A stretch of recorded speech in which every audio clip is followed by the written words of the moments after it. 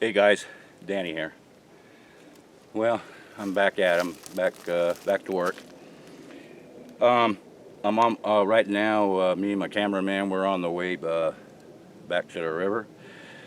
I'm going to my research area there, and when I get done with here, because I want to show you something.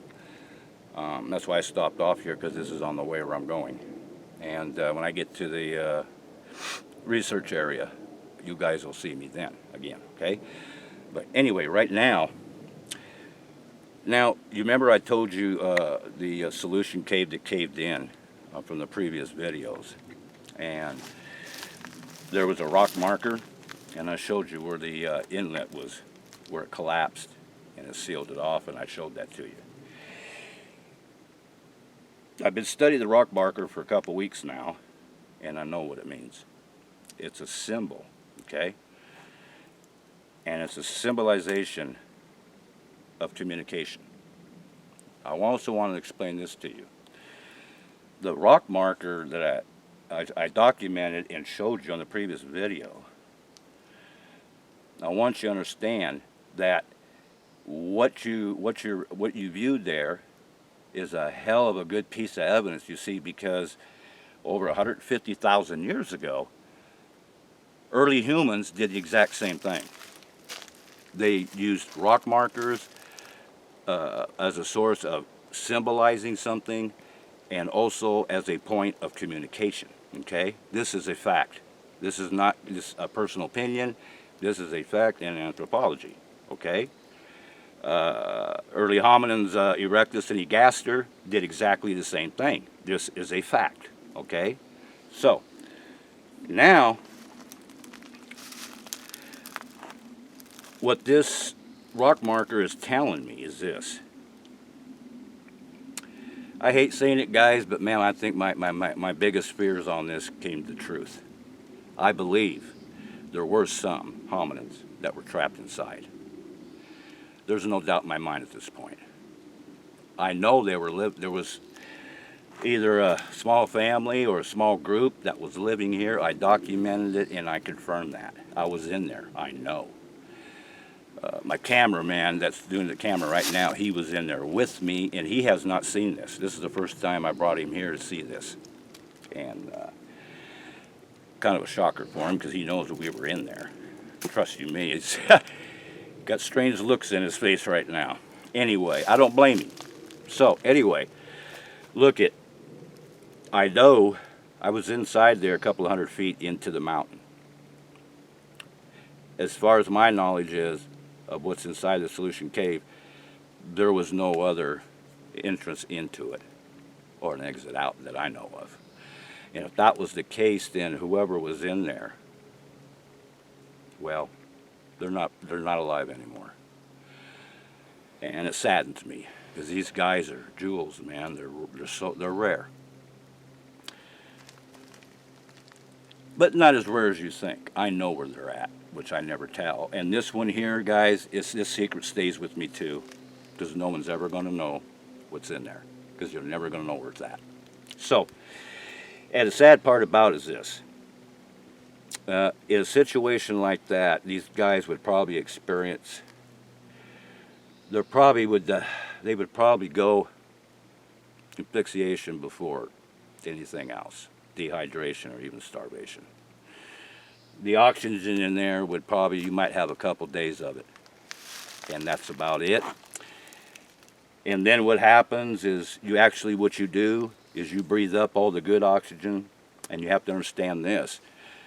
When you're breathing up all the good oxygen, you're also taking the capacity of the oxygen away that is available inside there. And on the other side of that coin, what's kind of sad is the air you're releasing back out is carbon dioxide. So basically what happened in there is you're breathing in all the good air, while you're doing that, you're putting in bad air. And what happens is you breathe in all the good air, what's left is the bad air, which is carbon dioxide, and that's what kills you. And that is a fact, straight up. So, and the other thing is this. You know, people, other researchers said, well, why can't we find any bones to show proof of the existence of these entities? There's going to be some in here, guys, but here's the deal. No one's going to know about it except for me, okay? And that secret's safe as in any bank, guaranteed. So, now I'm going to show you something else. Now let's get down what the rock marker means, okay? It is definitely, it's a symbol, and it's a symbol of something, and it's also communication. So what's it saying? I believe it's a marker of what we would call a grave marker, tombstone, so to speak, is what this rock marker represents. And I'm going to tell you something too. I waited for 2 weeks because I was kind of hoping that other members of this group, if they knew what happened here, would come here and try to get them out. And you know what? They were here, because I'm going to show you something. Remember the previous video when I showed you this rock marker? I want you to look at it right now.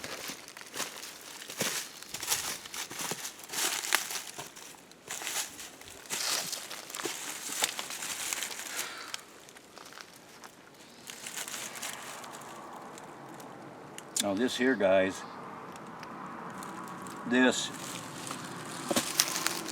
was right up here, and this in here was locked in, this was locked in, that up there was locked into here.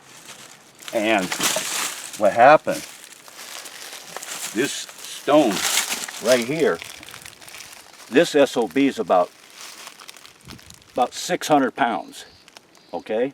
Alone, this was over on here. This got disrupted, and they moved it up here. And right here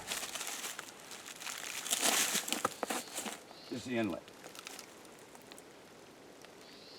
They were trying to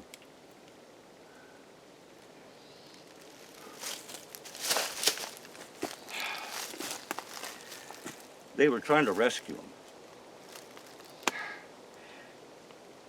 This also tells me the way this is disrupted, they got frustrated and angry, and they just took it out on the rock marker. Unbelievable. And obviously as powerful as the creatures these guys are, even their strength couldn't free their comrades. And this here, look at this. Can't budge it. So, there you guys go.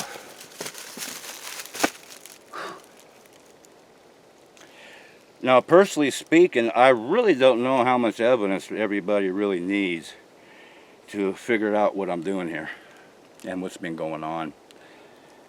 And if you think any human beings did this, you know what? That makes me laugh. Period. You ain't gonna pick this shit up. And it didn't even come from here. This came from somewhere else and it was carried here. Unbelievable. Anyway. Okay, guys. There you go. Now me and Valentine's are going to head on down here, and we'll be at the river in about 20-25 minutes. And I'll hit my research area down there. When I get down there, I'll explain to you exactly what I'm doing down there. And as for this, well, let's just say, all the years I've been doing this, this is the first time since I've been a researcher since '67. I can honestly say and document it that this is the first ones that I've ever encountered that met their demise.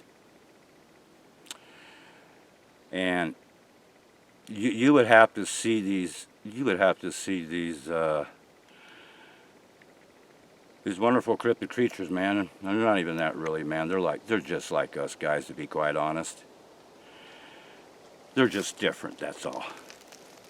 And to me, it's no different if it was a human being in there. Okay? And the human beings that could have been in there could have been me and the cameraman. And when we were in there, especially we got in about a couple of 100 feet in the center of that mountain, I even brought it up to him. I just said, boy, we'd be really screwed, man, if that entrance got sealed. But that thought was on our mind, believe me. So,